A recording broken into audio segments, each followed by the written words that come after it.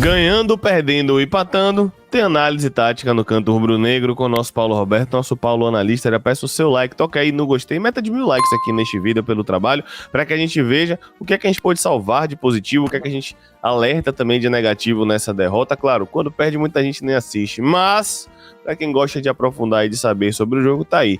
Vamos para mais uma, Paulo. Como eu falei, se inscreva aqui no canto, mande para geral, compartilhe, toca no gostei, toca no like, vamos que vamos. Vamos lá, Paulo, já tá na tela aí. Organização ofensiva, ideias de jogo contra a Juazeirense. Vitória acabou tomando 2-0. Né? Fala, Léo, fala nação do Negra, passando aqui mais uma vez para trazer uma análise, dessa vez de mais uma derrota fora de casa no Campeonato Baiano, para a Juazeirense com o time reserva. Vamos entender o que foi que aconteceu.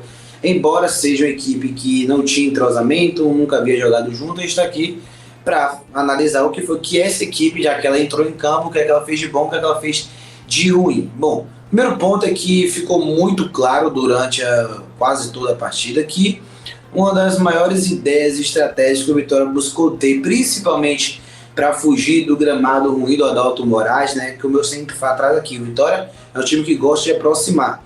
Tudo que o gramado não permitia, né? Pelo menos se aproximar com tanta qualidade assim, né? Como o Vitória costuma fazer no Barradão, embora nem sempre dê certo.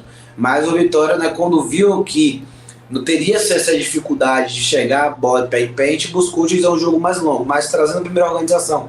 A gente viu uma mudança, né, uma variação, coisa que o Condé também fez na Série B, quando ele não tinha um meia de ofício, porque hoje já considero o Mateuzinho realmente um meia, que pode jogar pela ponta, não ponta mais que atua por meia, eu já considero o Mateuzinho um meia de verdade, mas quando o Vitória tinha, por exemplo, o Oswaldo por dentro, ou o Wellington Ney por dentro, o Vitória jogava um 4-2-4, foi o que a gente viu aqui nas imagens. O Vitória fez uma saída que acontecia mais de um modo mais frequente, a gente via a saída com os 4 jogadores, não mais uma saída de 3, que a gente via no profissional com o Zeca atrás. A gente pode ver o quarteto defensivo com os laterais zagueiros, 2 jogadores por dentro e na frente, né, uma terceira linha, perdão, com 4 jogadores que desenhava ali mais ou menos o 4-2-3-1, tinha mais que o Gonçalo vinha um pouco atrás do centroavante, enfim, mas a gente vê muito disso do 4-2-4 e menos a saída de 3, como a gente via no time profissional. Então, para quem fala que o Vitória não muda um pouco a forma de jogar, nesse jogo com os jogadores reservas, o Vitória muda sim.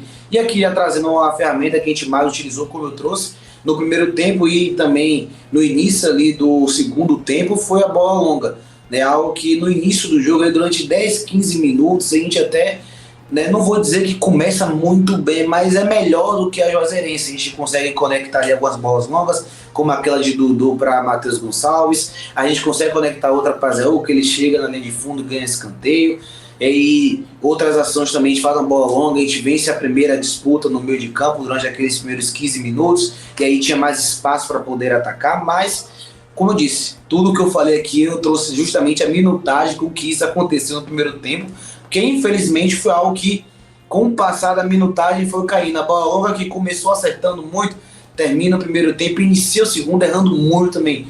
Né? João Vitor fez uma baita partida, mas em alguns momentos ele pecou na bola longa. Dudu também acertou algumas, mas depois começou a pecar demais na bola longa. O Lucas Esteves também teve muita dificuldade de acertar essa ação, então foi algo que nos primeiros 15 minutos, né, a gente poderia até imaginar que o jogo talvez se desenharia mais difícil, porém puxando mais para o Vitória, só que não foi assim.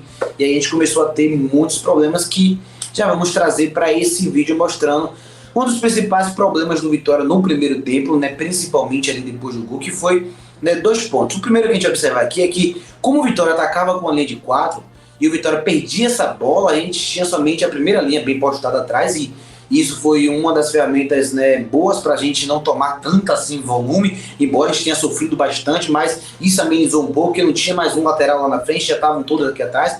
Só que a gente tinha um Dudu e um Caio Vinícius muitas vezes correndo atrás da linha da bola, como é o caso aqui. E embora que a gente vai ver aqui que muitos lances a Juazeirense ela tenha inferioridade numérica, mas ela tem superioridade de espaço. Ou seja, por mais que seja 3 contra 5, mas é um 3 contra 5 onde a Juazeirense tem mais terreno para explorar. E onde o Vitória não consegue fazer com que essa superioridade numérica reflita em uma situação de inibir o ataque do adversário. Aqui a gente já vê outra situação, a Vitória está tentando atacar, perde a posse de bola, e a gente vê que os atacantes e o Matheus Gonçalves, o centroavante, está muito distante, porque estavam atacando com 4 jogadores pisando na área, e aí vinha esse volume da Juazeirense que por muitos momentos a gente vai ver aqui, acabou pecando na tomada de decisão, e a gente teve esse problema. O segundo ponto, já trazendo aqui agora no momento mais de organização, foi o espaçamento das linhas. Ali eu deixei de forma muito clara a distância que estava o Caio Dantas, o Matheus Gonçalves por demais. Aqui, novamente, a gente vê que na maioria das ações do Juazeirense, depois desses 15 minutos, que abre o marcador com a falha de Michael Clayton, né, e outras situações também até o final ali do primeiro tempo, a Juazeirense sempre tinha jogador com bola descoberta. Mais uma vez aqui a gente vai observar Gonçalves e Caio Dantas distantes da linha, jogadores sem pressão, não havia tanta agressividade aqui. Perceba essa triangulação que não tem ninguém próximo, não tem ninguém pressionando, não tem ninguém ali abafando a bola no portador, e aí a Juazeirense faz o que quer, graças a Deus que pecou ali no último passe em várias situações, né? Porque é o que a gente falou na transmissão. A Juazeirense teve muito espaço cedido pela Vitória, só que talvez passou um pouco despercebido também, né, esse volume de erros, porque a Juazeirense, na maioria dos lances, executava muito mal a jogada. Aqui já vem mais uma vez, o jogador entra a primeira linha de marcação e a segunda livre, a bola vem entre a segunda e a última, liberdade também, chega na linha de fundo, a gente consegue ali executar uma mini pressão, mas muito falha, ainda com pouco, né, agressividade, com pouco encurtamento, e aí gerando esse afastamento, e na sequência da jogada a gente acaba sofrendo a finalização de fora da área. Então esse para mim foi os dois pontos defensivos que mais prejudicou o Vitória. Quando a gente perdia na transição defensiva, a gente tinha Dudu e o Caio Vinícius tentando recompor mais atrás da linha da bola, e uma linha de quadro que, embora postada, a Juazeirense tinha mais volume, tinha mais espaço para conseguir explorar, e também esse problema dos espaçamentos entre os blocos. Agora a gente vai, né, para algumas mudanças do Vitória sem a bola no segundo tempo, trazendo ali que para mim durante 8, 10 minutos ainda a gente não tinha corrigido 100%, mas depois houve ali uma melhora, que a gente teve um Gonçalves na direita, não mais por dentro, um Castilho por dentro, não mais na direita, e um Zé Hugo na esquerda. Né? Lembrando que começou o Castilho pela esquerda, o Zé Hugo na esquerda, o Castilho na direita e o Gonçalves por dentro. No segundo tempo, o Condé não muda peças, mas ele muda os jogadores dentro do sistema. Gonçalves passa a ser um ponta direita e Zé Hugo um ponta esquerda e Castilho mais por dentro. A gente vai ver que durante os primeiros, como eu disse, 8, 10 minutos, ainda assim, essa sangria não havia sido estancada. O Juazeirense conseguia ali gerar algum volume, conseguia chegar nesse momento aqui por muito pouco, eles não fazem o terceiro gol. Foi talvez a única grande chance deles no segundo tempo, mas deixa eu ver que com o passar do tempo, essa modificação começou a render ali frutos. Outra coisa que a gente pôde ver também no time foi que em alguns momentos a gente via ou o Caio Dantas ou o Castilho baixando para fechar o passe no volante, coisa que já acontecia desde o ano passado, e essa melhora do Vitória em conseguir encurtar mais, em conseguir ser mais equilibrado defensivamente, fez com que a Juazeirense, que estava chegando muito em transição, muito em passe de ruptura, porque estavam cedendo muito espaço, tivesse que explorar mais e mais bola longa. Olha a diferença, né, de um lance do segundo tempo e do primeiro tempo. O Caio Vinícius saindo aqui para perseguir, a bola vem por dentro, o Castilho já baixa para perseguir, já obriga a Juazeirense a voltar para trás. Esses jogadores que no primeiro tempo tinha muita bola descoberta, no segundo tempo já não tem mais tanta facilidade assim, já não tem mais tanta tranquilidade aqui. Nesse momento o zagueiro, quando vai construir, o Castilho vai apertar ali, pressionar, e já tem um Caio Vinícius do próximo ali dos receptores. Isso dificultou, né, o espaço que a Juazeirense estava tendo no primeiro tempo, e aí eles ficaram refém também desse passe longo, que em alguns momentos chegou até entrar no último terço, mas o Vitória conseguiu bloquear para que não chegasse até a sua área, né, que obviamente que o melhor, o mais ideal é que essa bola nem chegue, mas uma vez que chegue, a próxima missão é impedir com que ela chegue até a área, e foi algo que o Vitória buscou fazer ali no segundo tempo. Como eu disse, teve essa melhora, a gente teve um time mais combatente, com o Caio Dantas, o Castilho, que defensivamente conseguiu ali pressionar e forçar essa bola longa, né, da Juazeirense, e esses espaços todos que eles tiveram no primeiro tempo, que não souberam aproveitar tanto, embora tenham feito dos gols, no segundo tempo ele praticamente não existiu. Agora ainda a gente vai falar sobre o segundo tempo, a fase ofensiva, porque esse ponto para mim no segundo tempo é um jogo que eu defino como muito estranho. Porque para mim o Vitória conseguiu no segundo tempo ter muitos erros ofensivos na mesma proporção que conseguiu produzir muito, isso é algo inusitado. Na Vitória a gente vai ver aqui muitas situações onde, principalmente nos primeiros 15 minutos, o Vitória errava muitos passes, o Vitória tentava fazer bola longa a todo momento, mesmo tendo espaço para arrancar, para conduzir, como é o caso de Dudu aqui, podia iniciar uma transição, mas já tentou acelerar essa bola a todo custo, a Zé Hugo, e aí a gente acaba perdendo a posse de bola. Então, para mim, o segundo tempo ele é bem estranho, porque foi um segundo tempo onde o Vitória apresentou várias dificuldades. Teve muitos momentos que o time não aproximava, tinha muitos momentos que as linhas estavam espaçadas, tinha muito momento que essa bola longa não entrava, que esse passe não entrava, na mesma proporção que depois a gente passa a ser talvez um dos tempos que a gente mais produziu né, fora de casa, mesmo com o time reserva.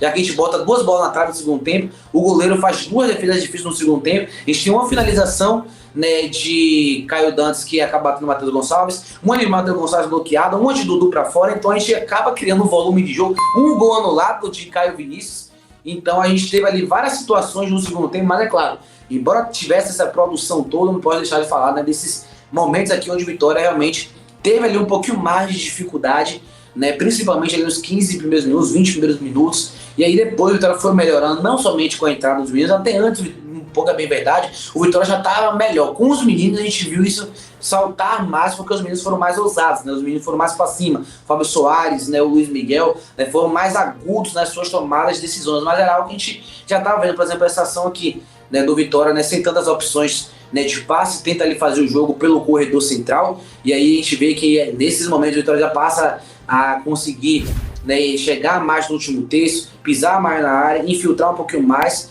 porém, como eu disse, a gente não pode fechar os olhos, porque teve sim momentos que ainda assim no segundo tempo, por um período talvez não tão longo, mas num período considerável para análise, o Vitória teve sim dificuldade. Teve sim alguma dificuldade de aproximar, que foi corrigido com o passar do tempo, da mesma forma que a ação defensiva também foi corrigida. E aqui, nesse último vídeo, a gente vai observar justamente essa correção.